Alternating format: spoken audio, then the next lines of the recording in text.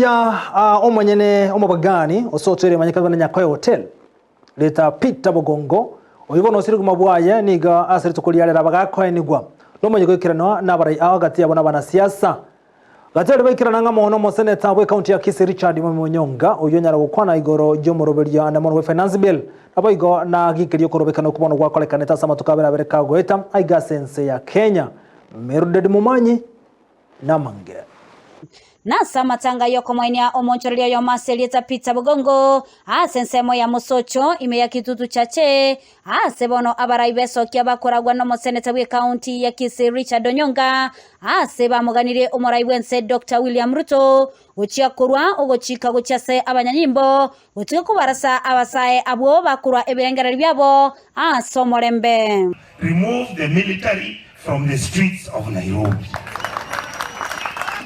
Those kids have no guns. They have nothing. They have their phones. So you also look for your kids who can have their phones. They challenge those ones. All the individuals who've been killed, who've been assassinated by the state security apparatus must be given a state funeral. And we want the national flag to fly at half-mast. President, you see, we are warning you again. The way I warned you last year. Stop playing with these children.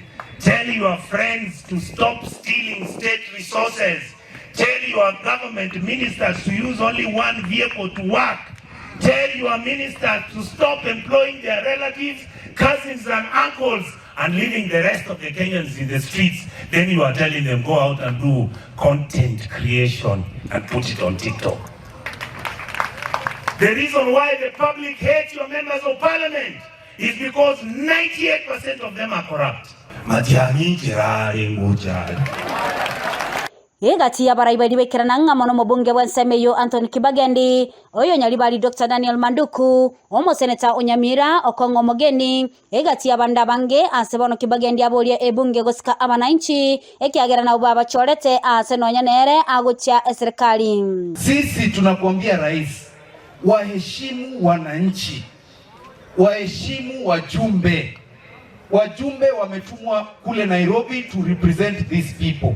These are our bosses.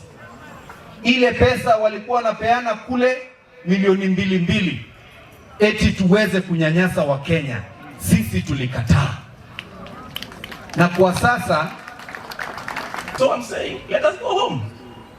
All of us. And then we come back to the field.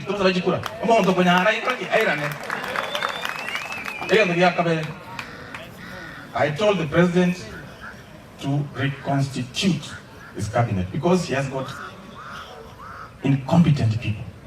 Omo seneta bwe county ya Nyamira ni gabolia omoraibense gocha kwene kyabuna ekiombe kyabacholi ne chimbebe gya soire abisi. Tunaomba mheshimiwa rais ile mswada ya IBC Manduku umezungumza wajumbe wa jiuzuru, we passed that law from the Senate. Tumekuja kwenyu, I believe mmeipitisha. Wacha rais weke kidole IBC kwe. Kuna kipengele ya katiba 104 inasema ukicheza na wananchi wanakurudisha nyumbani. So mkicheza na Gen Z they will recall you kuja nyumbani. So hiyo bill wacha president aweke kidole tukue na IBC to reduce tension.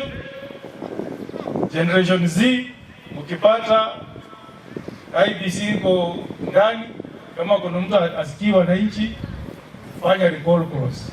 We go to an election, people can learn a lesson.